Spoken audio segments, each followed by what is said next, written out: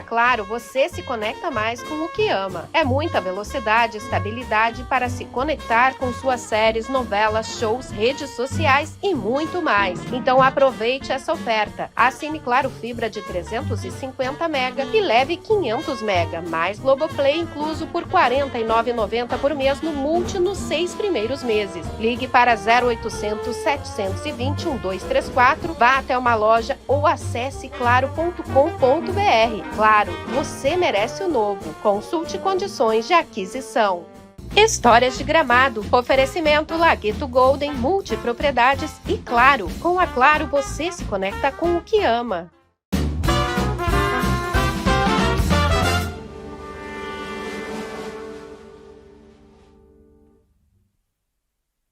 Boa noite a todos, estamos iniciando mais um episódio de Histórias de Gramado, patrocínio da Golden Lagueto Multipropriedade e da Claro. Lembrando sempre que a Claro tem sua loja na Rua São Pedro 514 e é sempre importante consultar os vendedores, porque sempre a Claro tem promoções especial para você. Nesta quinta-feira, dia frio, né, o pessoal esperando neve, teve geada hoje, e com certeza vamos ter um fim de semana com muita movimentação aqui. E nós estamos recebendo aí um grande amigo, né, parente, que é o Euclides Mazzotti. Todo mundo conhece lá da Vinícola Mazzotti, do Suco Mazzotti. É um prazer te receber aqui, Euclides. Prazer todo meu, Luia. Isso aí. O Euclides, eu acho que o gramadense que não conhece Euclides, ou está morando há pouco tempo aqui, né?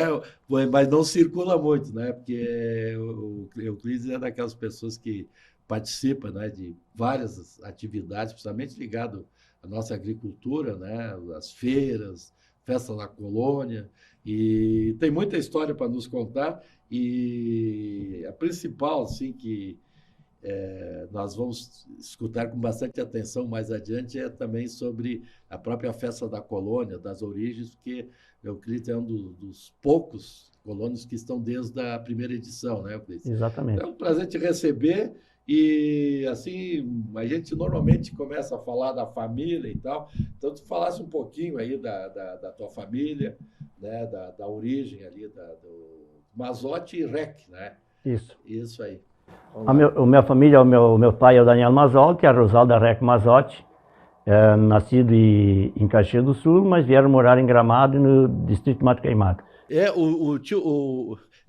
Se eu falar tio Daniel é porque é parente, né? Então, de vez em quando a gente tinha o hábito, né, chamar o tio. Eles vieram de Caxias mesmo, né? Não sabe qual é a região ali de Caxias? Eu sei, em frente ao cemitério Parque. É a Senhora de Lourdes, acho lá, né? A Senhora de Lourdes. Veio da cidade mesmo de Caxias. Não, mas na época era interior, né? Sim, mas eu digo onde é que é a cidade hoje. Hoje porque lá tem a capela lá e o cemitério Parque fica bem em frente à casa da paterna, que era dos nossos pais. E a família Rec veio da onde?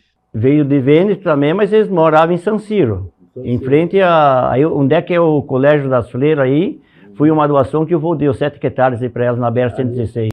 Ali para San Ciro, me ajuda se eu estou errado. Quando chega no entroncamento para ir para o centro de Caxias, ou tu vai à direita, que vai em direção à UX, à universidade e tal. Vai embora. Tu sobe ali. Passa a polícia rodoviária. Isso. Depois do monumento. Praticamente a entrada do Parque San Ciro é no Posto Pinheiro ali. Isso aí. Ali na entrada. Na igreja, né? Praticamente em frente à igreja. Frente à igreja, né? E tu lembra que anos que eles vieram para cá? O teu pai, quando é que veio para cá também? Assim, tu tem... Olha, o Aldo tinha 88 anos, ele nasceu aqui, a minha nasceu em Caxias do Sul, em Vila Olivos, trabalhava na serraria. Então, 89 anos. Porque sabe, eu acredito que eu achei um documento, eu acho que era tipo uma espécie de reforma agrária, aonde os irmãos Mazzotti, depois até se tu lembrar de todos os teus tios e tal, eles compraram toda a área ali, vamos dizer, aqui onde é que é hoje, a gente fala Mato Queimado até Linha Bonita. E quem assinou a escritura foi o Borges de Medeiros, que era o governador. Eu vi esse documento, então eles devem ter comprado as terras tipo numa reforma agrária. Não, eu me lembro que...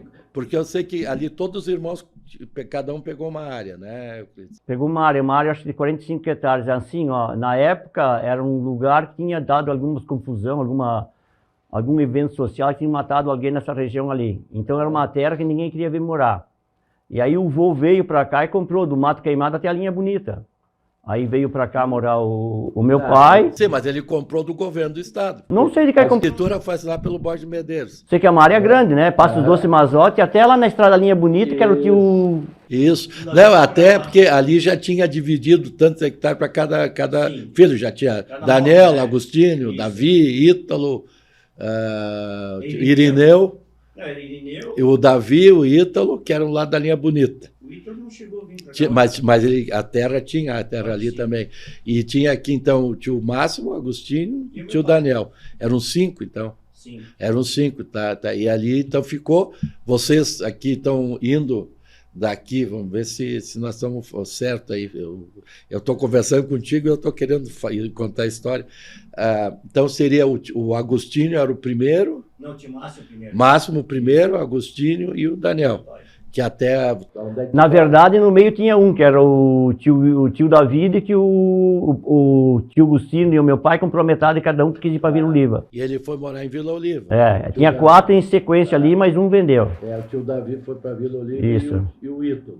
O tio Ítalo ele vendeu também, não sei para quem. Sim. E aí, o Ítalo, só para registrar, seria o pai do Antônio Mazotti. Isso. O baleiro, só para registrar. E o tio Davi... tinha o André da seguradora ali, pai do... Era a Lorena. Sim, era a filha. Do André da seguradora. O Cláudio Mazotti das lojas Tramandaí lá. Isso, que era ali também. Mas eu queria dizer, eles vieram para cá e então, sei lá, todos os 90 anos, vamos falar assim, 80 e poucos anos por aí, né? E foram morar ali e... O que eles contavam, assim, de repente, o que o tio Daniel comentava, quando chegou aqui, como é que era ali a região, como é que eles começaram a se instalar, tu lembra, assim, de história que eles contavam? No começo, a subsistência mesmo, né? Eles viviam ali nas lavouras, não existia comércio na cidade, né? Alguma coisa que sobrava, uns milho, conseguia talvez engordar algum porquinho na safra do milho. Uhum. Era uma vida, assim, bem miserável, né? Porque... Família grande, sem recursos, né? E não tinha comércio na cidade, né? Só tinha o da Lemole. Sim.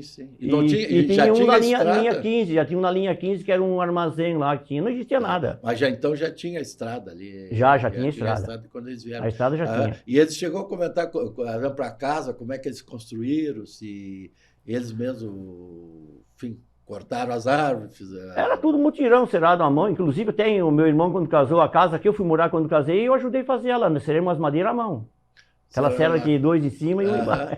Fizeram ali mesmo. Sim, ali mais embaixo, daí comprei uma outra área lá. A família da tua mãe, o Rec, ela tem mais algum familiar aqui, não? Não, só ela. Só veio ela. Só os irmãos ficaram tudo em Caxias. A família Rec tem aqui, então não seriam assim parentes, vamos dizer. Não, isso é uma coisa interessante. Porque a minha mãe é Rec, a minha esposa é Rec, e o meu vizinho da frente, que era o Jacomin Rec, também é Rec. Nenhum é parente do outro. Nenhum é parente. É interessante, né? Aliás, o Jacomin é casado... Com uma prima irmã nossa. Que é filha do Ítalo. Do Ítalo, exatamente. São 3 Rec que não são parentes. E é gringo falsificado, né? Sim, porque Rec com CH não pode ser gringo, tem que ser austríaco, naquelas guerras que fugiram lá. E tu sabe... Com certeza que são gringos falsificados. Tu sabe de qual é a região que eles vieram da Itália? Toda de Veneza. De Vêneto, nós chamamos de Vêneto, né? Do Vêneto, tá. Os Mazotti também. Sim. É da Lauba, né? Mazotti, né? Mazotti. O Mazotti veio mesmo com a origem com S, né? Depois a Áurea, te lembra que ela fez foi pegar a planta geológica, porque uns era com Z, outros com S. Sim. E daí os vós vieram... Mas o nosso agora... Está ali como a vinícola, né? É o S2T, né? Mazotti, né? Sim. Chegou a ter alguns que tinha Mazotto. A minha irmã tive que retificar no dia do casamento a certidão, porque ela era com Z. É com Z também. Mas era muito comum essas coisas. Grafia, 1T, 2T, I, O, Mazotti, isso era muito. E eu acredito que tu nasceu ali, obviamente, e nós estamos falando, para quem não conhece, então, Euclides, a família ali do Daniel Mazotti, é como referência a entrada do Golf Clube, aquela região ali. Está de direção à Furna. A direita pertencia ao meu pai e a esquerda ao Tio Agostinho. Isso, então era aquela região ali, só para ficar registrado. E tu começou a estudar onde ali? Tinha a escolinha? No Mato Queimado. Te lembra o nome da escola? A Escola Princesa Isabel. Isabel, E a professora era Íria Rodrigues da Silva. Íria Rodrigues, da dona Íria. A dona Íria. Ela casou com o Oswaldo Bueno lá, o Mas Vacariano, chamado Vacariano. Vacariano, você tinha um apelido. Não lembrava. Tá, e a escola, ela ficaria onde hoje? Onde é que seria? Onde é que tem a casa da Leonilda Benetti ali, né?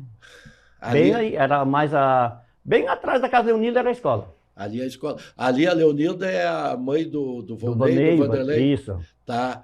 Ali era o colégio. Ali onde é que nós íamos no colégio, tinha um campinho de futebol atrás na casa dela aí, o recreio jogava futebol aí. E era aquele tipo brizoleta? Não, era a escola a antiga daquelas classes grandes, era feito. Depois é que veio a brizoleta, mas no começo era a escola feita de madeira, assim, que fosse casa normal. Sim, Princesa Isabel. Tá, e a brizoleta, ela veio muitos anos depois. Mas foi construída ali ou foi construída em outro lugar? Não lembro. Ela foi construída aí, mas depois transferiram ela ali onde é que tem um sindicato, coisa ali. Tá, sindicato municipal. Isso, ali. Aí trocaram ela da região aí, não sei o que, fizeram uma doação, trocaram a permuta ali. E na época ali, era aquela escola que toda a série estudava junto. Tudo, primeiro, segundo, terceiro, quarto, quinto. Professora era uma... Cheguei embora sem fazer os temas, sem corrigir. Imagina só, né? Imagina. Por isso que a gente é o que é, né? Não foi estudar. Não, mas eu estudava.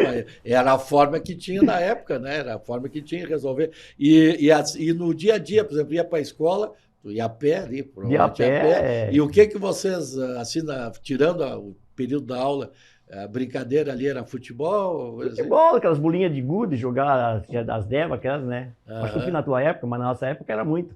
Tinha muito, sim. E ali aquele trecho da tua casa até ali na escola, que dá uns 2 quilômetros. Dá mais que 2 quilômetros. Quase 3 quilômetros. E assim no caminho, tu lembra de alguma coisa assim que te chamava a atenção na época?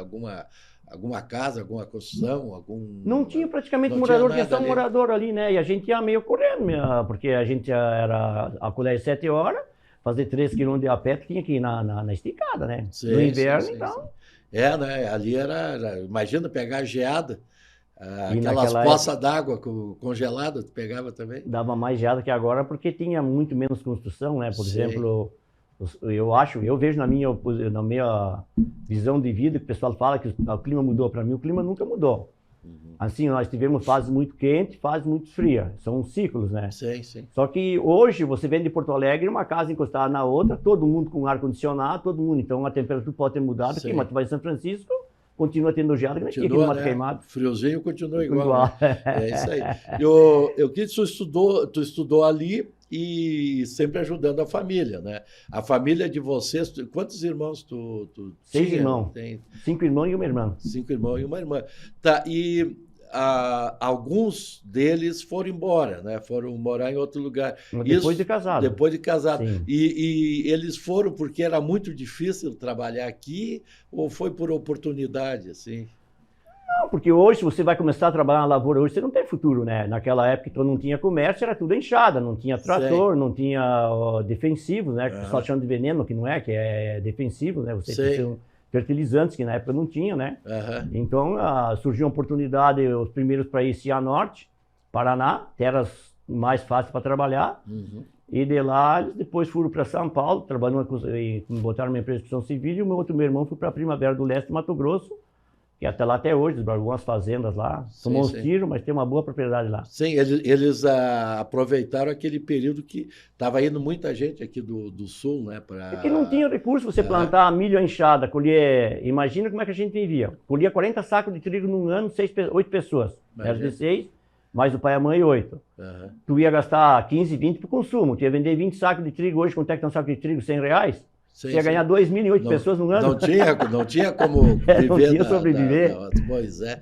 E eles foram para lá, então ficou aqui, tu o Walter. E o Ernesto, que saiu cedo, daí ele saiu da... O Ernesto, sim. Ficou até os 16, 17 anos, nós trabalhávamos de noite no artesanato, fazia esses cestos de vime aí pela corte de Nimbier, né? Sim, sim. E daí ele comprou um terreno aqui no Planalto e botou o restaurante Planalto, Sim. que é hoje o Piacelli, até hoje. O Ernesto ali tinha o Panelão e hoje é o Piacelli, né? Até hoje, né? O Ernesto, que infelizmente também teve uma morte muito triste, né? Infelizmente, né? Mas me diz uma coisa, ali na região do Mato Queimado, ela é uma região que, exatamente, perguntei da estrada, ela liga com Caxias do Sul, liga ali o Arroio Forquilha, aquela região toda, né? E vocês, na época que tu era criança ou adolescente, como é que vinham para a cidade? Como é que era? Vinha a pé? Vinha a pé e... Alguma vez que chovia catequese, a gente vinha de a cavalo. Eu botava 2 sinos na garupa do cavalo, se chovia uma capa daquelas, sabe, de gaúcho, que a gente... Aquelas pretas? Vinha os 2 agachados embaixo na praia. E ali no lado da igreja ainda tinha uns platos, não tinha igreja, o salão não existia ainda, era de madeira, né? E a gente morava aí, né? Pedro Dias, a rua ali. Ali tem a Nilo Dias e a São Pedro, né? Não, a Pedro Benete. Pedro Benete. Ali tinha uns platos, ainda a gente amarrava os cavalos ali de vez em quando. É mesmo, amarrava ali. Depois ia lá na associação. Lá no sindicato, lá, Associação Rural, daí passou para lá, daí. E quando vocês vinham para Gramado, o tio não tinha uma charrete também? Tinha, depois tinha uma charrete. Foi depois, então, que daí tinha a charrete também, né? E vocês chegavam aqui, por exemplo, querendo ou não, hoje é tudo muito próximo, mas na época era distante, a colônia e tal, né? Quando vocês chegavam aqui na cidade, assim, quando tu começou a vir para cá, o que te chamava mais a atenção? Assim, Não tinha muito, né? Me lembro do Armazém do Pécar, né? O da Emole, aqui na nossa frente, aqui, um pouquinho para lá, depois, mas já era moço, surgiu o Arno Micael, tinha uma loja de eletrodomésticos. Sim, tinha. E o seu Dari lá de baixo, que era a fábrica do Nimbier ali, não tinha muita coisa, né? Não tinha muita coisa. Eram vítimas com os caminhões ali naquele barranco daquela cooperativa ali, né? Sim, tinha os caminhões do Vítima, em frente à loja Colombo. Isso. Mais ou menos ali, né? Aquela área ali era tudo um terreno vazio, né? Tinha a associação rural. Só para contar na palma na mão as residências em Gramado. O seu Beno Ruxa, que era... farmacêutico e médico também, né? Isso, era o farmacêutico. O seu Castilho na esquina, o Banco do Brasil na outra esquina, e o da Alemola lá embaixo, na sinaleira, e o Bisol com moinho. Era pouca gente, vinha levar trigo a cavalo, moinho no Bisol. Pois é, e vocês traziam o trigo, o milho também ou só trigo? Só trigo. Só trigo. Aqui no Bisol, que é hoje o Parque da Lugano ali. Isso. Aqui em frente à Panvel, vamos dizer, aqui no centro, né? Tá, e você trazia e tu ficava esperando? Esperava na hora, uma hora e pouco, já ia embora com o trigo, com a farinha pronta. Eles moíam e como é que era o pagamento, tu lembra? Não era muita coisa, os resíduos ficavam, por exemplo, dava um saco de trigo, dava 40 quilos de farinha. Sei. Os outros 20 ficavam para o moinho. Sim, ele produzia e enchia. Praticamente você devolvia o saco de farinha, o que sobrava era o resultado do moinho. Da moagem. E só para lembrar, né, que exatamente aqui, bem no centro de Gramado, uns 100 metros da igreja, tinha um moinho. Que era o único que tinha cilindro. Ele tinha, eu acho, até um convênio com o Estado, que ele tinha ele comprava os trigos e daqui ia para Novo Hamburgo, Porto Alegre, né? Sim, eu não sei. Era a transferência do trigo da cidade de Gramado, passar pelo Bisol e daí eles iam para Taquara, uma coisa assim. Ia de trem. Tinha de trem. Aí até apareceu o pagamento, tinha de trem para baixo. Imagino. Eu levava o meu pai de madrugada para pegar o trem para ir receber os 20 sacos de trigo. Eu recebia lá em Taquara. Taquara. Que loucura, né? Ninguém acredita hoje. Mas é o sinal dos tempos, né? Esse é o mérito dos nossos colonos, né? Que não desistiram, né? Porque que só quem viveu, né? Que sabe a luta, né? E aqui aqui no centro, na cidade, tu falou desses locais que existiam e tal, mas, por exemplo, vocês foram crescendo, enfim, tendo as necessidades, que é normal, né? E então, a família sempre viveu só da agricultura e de repente fazendo esse cesto? Vivia a maior parte. Vocês viviam só disso ou alguém tinha alguma outra atividade? Não, assim, não, fora? vivia disso. Vivia fazendo artesanato de cestos, entregava para as empresas ali, e agricultura. E na época, os cestos e tal, a história diz que essas famílias, o Mazotti, a Corse, de Nibiru, e assim, né, eles vendiam muito para turista e tal. Mas o que vocês produziam mais? O que era mais procurado nessa parte de vimes, artesanato em vimes? Era muito cesto, porque na época as padarias usavam muito para pôr por dentro. Então a gente fazia cesto de 1,70 m por uns 80 de largura. Uns 80 centímetros de altura, cada padaria determinava um tipo de cesto que queria, né? Nós chamávamos o balaião, é o que mais vendia para a indústria de pães, né? Distribuição nas padarias, então eles usavam o cesto para colocar os pães dentro, né? Entendi. E o resto o pessoal ia na feira, o balaião médio para fazer feira, buscar uma lenha maior para quem colhia uva, frutas, colhia então um cesto e ia na lavoura colhia, que não existia essas caixas de plástico. Então não era tanto para o turista, era não, dia a dia era para consumo mesmo, era dia a dia, o pessoal usava isso. O pessoal da cidade aqui que usava direto. Direto. Tá, Me lembro que a gente tinha os parerais, a gente colhia lá 10, 15, 20 mil quilos de uva, tudo dentro de cestos.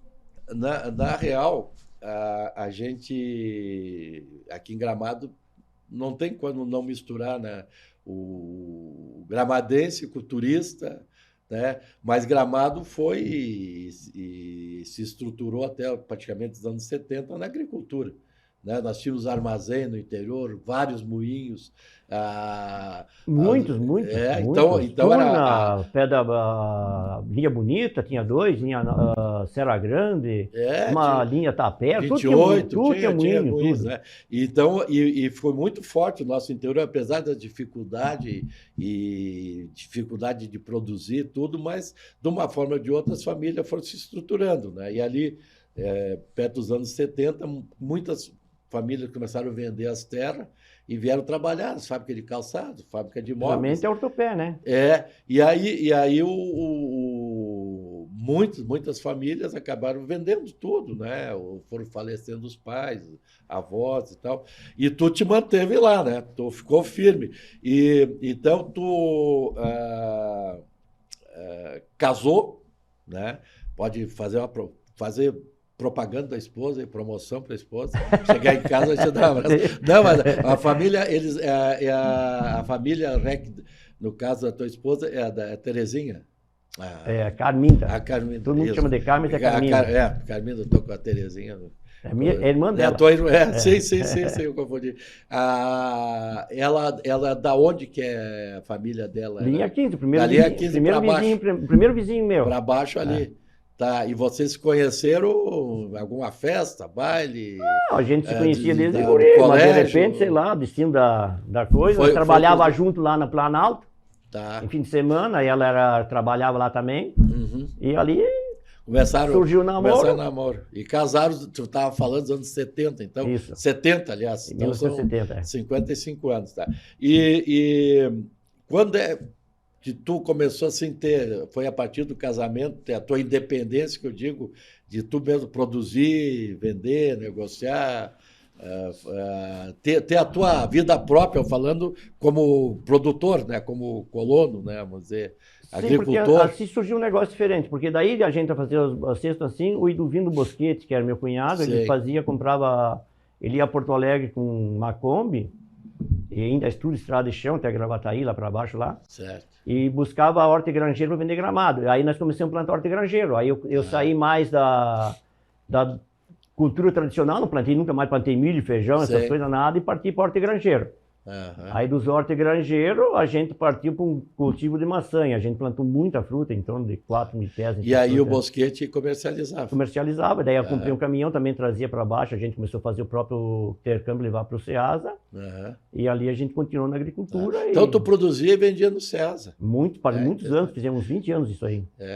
Porque pouca gente sabe, porque normalmente aqui em Gramado o pessoal busca no Ceasa. Mas nós trabalhávamos assim o dia todo, até as 10, 11 horas da noite para preparar a carga, 1 hora saía, da manhã, porque lá embaixo levava 2, 3 horas mais para chegar, porque era tudo estrada de chão. Sim. E depois que chegava em casa, tocava 3 dias por semana, descia para baixo. Então você dormia 3, 4 horas por dia. Que loucura, né? Que sacrifício, né? Mas valeu a pena, né? Sei lá, se o teu trabalho que hoje, se a gente olhar para certas coisas, valeu a pena pelo conseguir desenvolver um pouco, mas se olhar para certas coisas, eu não sei, eu acho que estou num outro mundo. Outro planeta, tem coisas muito diferentes. Mas, Euclides, hoje a tua família, né? Enfim, tu tem a vinícola e vocês são conhecidos aí pelo suco, principalmente, mas os vinhos também, tem espumante, tem agora também, né? Graças a Deus. Mas quando é que vocês resolveram entrar assim de vez, né, nesse ramo da vinícola? Cara, isso não dá nem para contar, porque foi uma coisa assim muito estranha. Uma vez eu estava numa reunião, acho que era no Centro de Cultura, ali em Gramado, me convidaram para uma reunião de desenvolvimento agrário, coisa assim, né? Uhum. E aí os caras falavam lá, acho que não sei se tinha Emater, não me lembro se tinha Embrapa, alguém tinha lá. Eu estava naquela reunião lá e eu vendia uva começava lá na Fundo Sartori, fazia o Fiorese, fazia suco. Eles pegavam a uva lá em casa, eles cozinhavam a uva num tacho, depois pendurava num saco, escuria, no outro dia engarrafava, botava naquela garrafa. Era coisa bem artesanal. Fechar, depois tinha banho-maria. Uhum. E eu inventei de perguntar por que eles não faziam o suco direto. Em vez de estar fazendo todo esse processo, 2 dias para fazer 50 litros de suco. Cara, me ofenderam lá, disse que desde que o mundo era assim. E eu não vi mais nem a reunião, fiquei tão chateado, não sabia se ia embora, se voltava. Mas eu vou mostrar para esses caras. E eu, na minha ideia, nunca tinha feito um suco na minha vida. Mas nunca nem pensei, disse, agora eu vou mostrar para esses caras como é que se faz numa empresa. Aí eu peguei e em vez de fazer em vazar, eu botei o suco quente na garrafa, ficou uns 30 dias, depois ela estourou.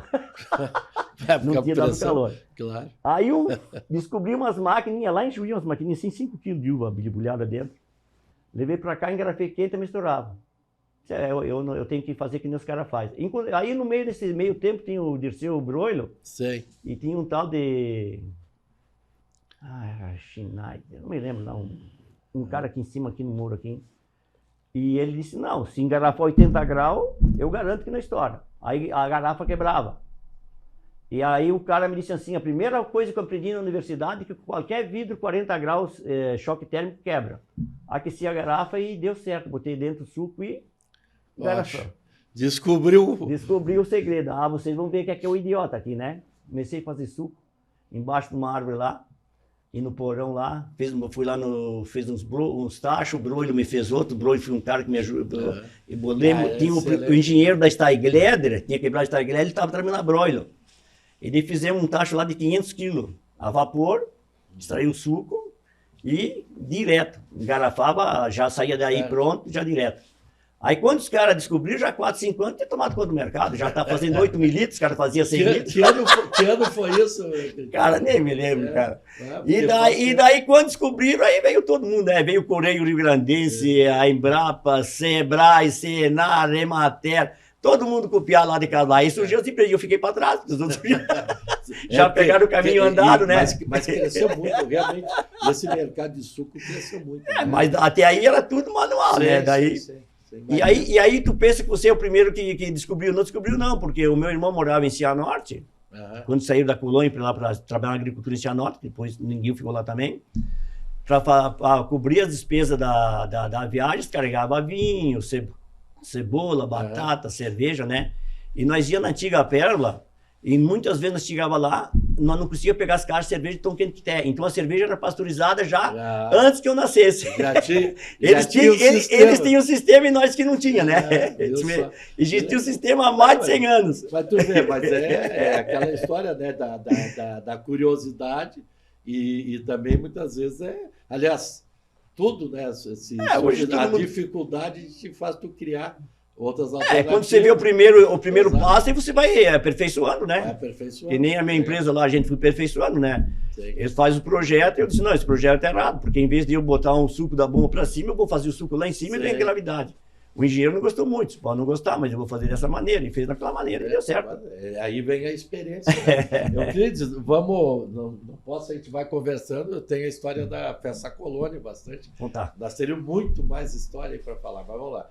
Tu participa desde a primeira Festa da Colônia. Isso, fui lá na Linha Bonita. Isso, e Gramado, com a Festa Colônia, com as feiras, até de repente tu quer comentar Sim. alguma coisa também das feiras de Colônia. Isso foi importante, para mim foi importante. Começou também, né? Foi o primeiro que começou ali. Isso aí. Então, tu falar da feira, falar da Festa Colônia, porque hoje o nosso interior está super valorizado, nós temos mais de 100 agroindústrias, né? Sim. Sem contar a infraestrutura, tudo que foi feito e está sendo feito. Então, se pudesse contar um pouco como é que começaram as feiras de Colônia aqui na cidade e a Festa Colônia. As feiras também foi uma coisa que eu nunca tinha pensado em fazer feira na vida. Aí um belo dia, o Adélio Berga, presidente do sindicato, ele fez uma reunião no Mato Queimado e não sei por que das cargas das quantas, o prefeito quis regularizar as feiras em Gramado, não existia regulamento, tinha feira, mas não tinha lei para as feiras, né? A minha administração era de Nimbir na época aí. E daí fizeram aquela argumentação e aí me botaram a força, quiser me empurrar lá. O Nilo Bosquete me deu umas bananas, o Iduvino eu tinha couve e repolho, tinha alface, aí comecei a fazer as feiras ali. Aí tinha diversos feirantes, Fiorese, Fattori, o Eloy Borga, os Bacher, tinha 12, 13 feirantes ali. E começou, mas a cidade era pequena e o pessoal foi distinto porque não tinha muita venda, era bem pequenas as vendas no começo. Mas eu e o Ingo e o Fator fiquemos aí. O Ingo Drexler, né? O Drexler. E daí começou a desenvolver, e ali sim a gente ficou conhecido. E daí é que surgiu o suco também, por causa da feira do Horte Grangeiro ali. Começou o suco, é que aí a gente começou uma coisa emendou na outra. E tanto que tu até na feira até hoje. Né? Mais é passar o tempo hoje, mas tu ainda lá. Mas tá lá sempre, né? Mas foi um cartão de apresentação.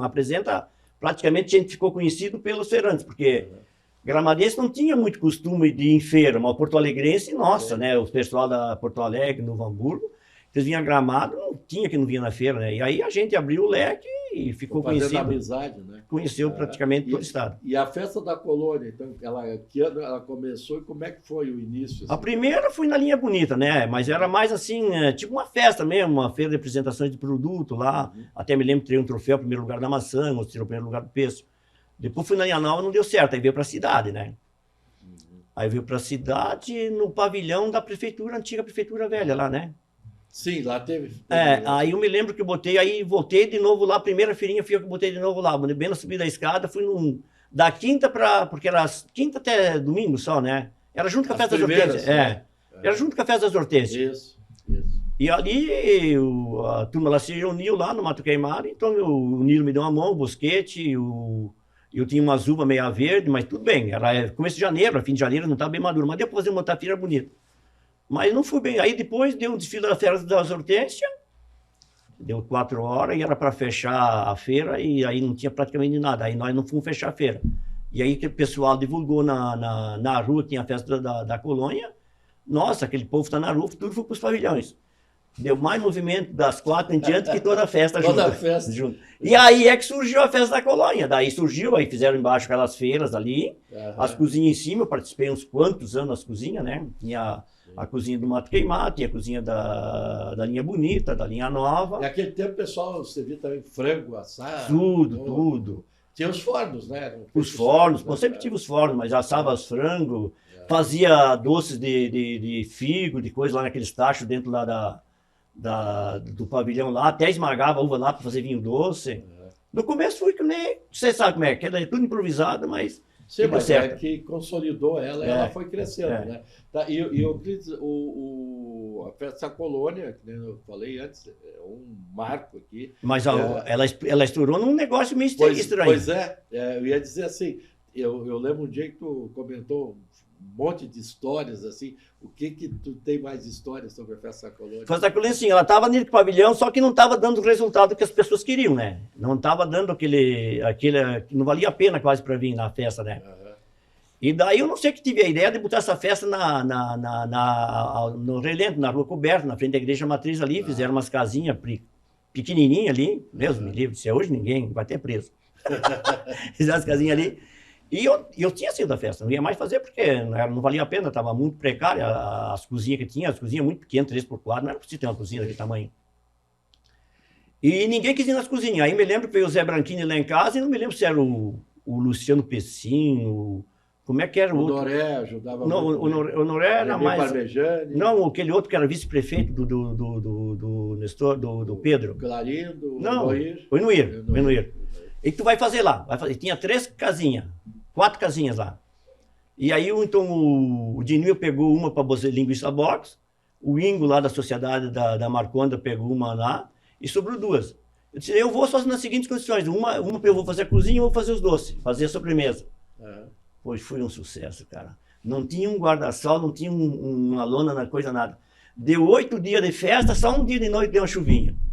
No segundo ano fizeram de novo, botaram os guarda-sol, mas daí já choveu. E depois armaram o lonão, como que veio para o centro, aí todo mundo passava ali. Ali é hoje ela tem esse lá em cima, por causa que começou aqui, se não fosse nesse ponto aqui do centro aqui, não, onde todo mundo passa, e depois fui lá para a Praça das Etnias, já no lago não era tão bom que na Praça das Etnias, né? Mas aí sim, aí estourou. Quando fui lá para o parque, lá em cima, primeiro, segundo ano foi meio fraco, mas depois bombou, porque o único lugar que Gramado tem com estacionamento é inviável. Se tirar isso pro Gramado, não tem como você fazer festa colorida. Não tem condição nenhuma. Não, e ali tem espaço, né? E tem muito para explorar ainda naquele espaço, né? E ficou bonito ali. Muito bacana ali. E o Euclides, tu que tem toda essa história, nasceu, te criou, vive no interior da tua família ali, tu vive da tua única indústria. E continua plantando, com 6 mil pés de pareira, 3 hectares ainda. Produzindo assim. Como é que tu vês o futuro de Gramado, do nosso interior, nesse trabalho assim de produzir agroindústria, festa, o turista? Como é que tu vê Gramado assim nos próximos anos? Não, isso funciona, mas eu acho que a legislação hoje não é de Gramado, mas do país todo, ela é contra o trabalho, né? Eu acho assim a dificuldade muito grande. Porque você tem muito para desenvolver, só que as leis burocráticas é um empecilho, um entrave, né? Como é que você montar uma empresa com engenheiro químico, engenheiro enólogo, engenheiro mecânico, engenheiro hidráulico, engenheiro ambiental, proibir o trabalho? Não, é muito cara mandando numa empresa, né? Que não manda é o patrão, né? Então é difícil hoje, né? Então eu vejo que limitando muito a agricultura, só se for uma agroindústria, né? Se ela não for agroindústria, ela está morta, ela não tem mais como desenvolver. Então ele não pode mais fazer o queijo dele, não pode mais tirar o leite dele, não pode mais criar o frango dele. Então nisso eu concordo, tem que ter uma legislação para ter o cara, tem que ter qualidade, saúde dos animais. Mas eu acho que a agricultura aqui está morta, ela vai andar pelas agroindústrias. Fora disso aí. Sim, mas a agroindústria. E a matéria-prima vai ter que vir muita coisa de fora. Eu acho que mais que a metade da matéria-prima não tem Gramado, vai ter que vir de fora. Não tem produção. Não tem. Né? E não vai ter. Isso tu acha ser por causa as nossas áreas são muito acidentadas? Isso também é difícil muito de trabalhar. E hoje ninguém mais quer trabalhar 360 dias por ano, porque na lavoura tu não tem sábado, não tem domingo, né? Sim. Você tem empecilhos, pragas, chuvas, frios, né? Então, para trabalhar na lavoura, você não tem 8 horas, você lá não tem carteira, ponto de bater, você vai bater das 5 às 8 da noite direto, né? Quem tem vaca tem que tirar leite todo dia, tem que fazer. E o jovem de hoje não quer mais isso também, né? Tem que fazer passo todo dia, né? Eles não querem mais isso também, né? Época de colheita, tu tem que trabalhar direto, né? Para não perder o. Eu acho que tem que ser mecanizada a lavoura mesmo, né? Tá. E só agora me ocorreu uma pergunta. Há um ano atrás nós sofremos todos aqueles problemas com chuva, temporal, tudo.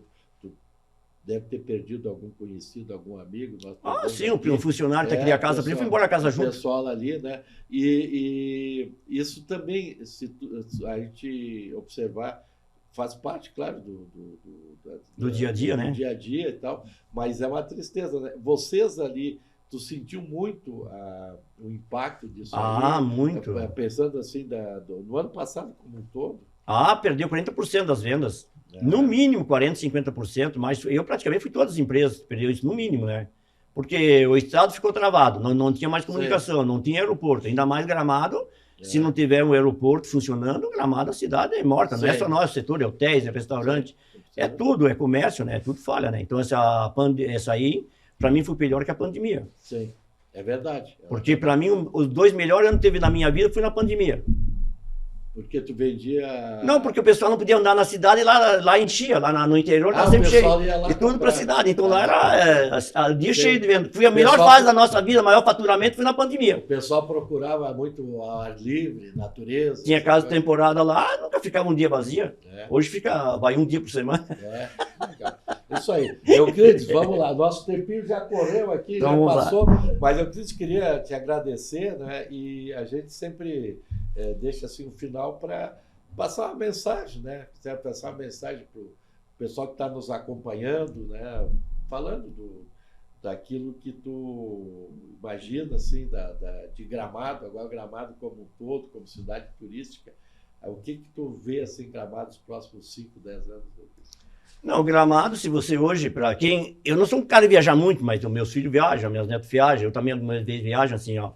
Eu acho que é uma cidade incomparável, né? Porque uma cidade que não tem porteiras, não tem portão de grade, não tem muros, né? Então, é uma cidade que tem que ter esse cuidado com a segurança, que até hoje está dando certo, né? Mas, assim, ó, eu acho que a mobilidade urbana de Gramado ficou muito atrofiada, né? Mas não tem. Outra cidade, já que não tem meio agora, tem que ser assim mesmo, vai ter que continuar. E eu acho que a cidade aqui, continuando com o sistema de segurança, é imbatível. Não tem no Brasil e nem sei se tem no planeta, né? Porque onde é que você consegue caminhar na cidade toda sem se preocupar com celular, com sacola, sem se preocupar com quem está ao teu lado? Então, assim, ó, Gramado teve esse privilégio graças às autoridades, a organização do município, é um conjunto de todos, né? Claro. E não tem, eu acho que Gramado é imbatível. Que Deus queira que continue assim, que não mude essa estrutura política, independente A ou B ou C, Claro. mas que continue com essa segurança que Gramado tem. Isso os caras vêm para cá, é o que mais elogia. É verdade. Valeu. Euclides, muito obrigado. Queria agradecer a todos, agradecer a Golden Lagueto Multipropriedade, a Claro também pelo apoio e patrocínio. Lembrando que a Claro está na Rua São Pedro 514. Importante sempre consultar os vendedores e saber as novidades e as promoções que a Claro tem. Quinta que vem vamos estar novamente aqui. E lembrando que esse fim de semana, agora amanhã, sexta, sábado e domingo, tem a primeira festa de São João, lá junto aos espaços da Festa da Colônia, na Expo Gramado, né? E ela tem assim, um foco muito grande na comunidade nordestina que mora aqui em Gramado e na região. Então vai ser música tradicional, comidas típicas nordestinas, que tem tudo a ver com São João. Um bom fim de semana a todos e até a próxima quinta-feira com mais um episódio de Histórias de Gramado. Oferecimento Lagueto Golden Multipropriedades e Claro. Com a Claro você se conecta com o que ama.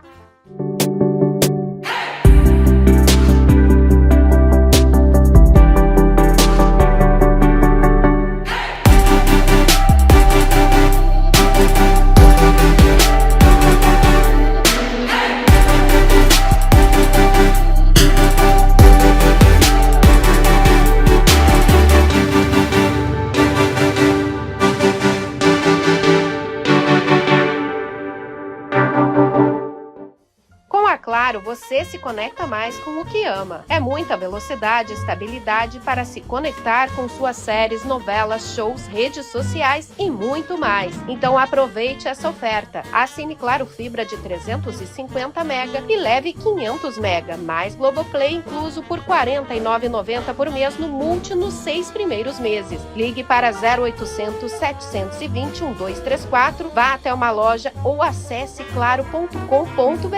Claro, você merece o novo. Consulte condições de aquisição.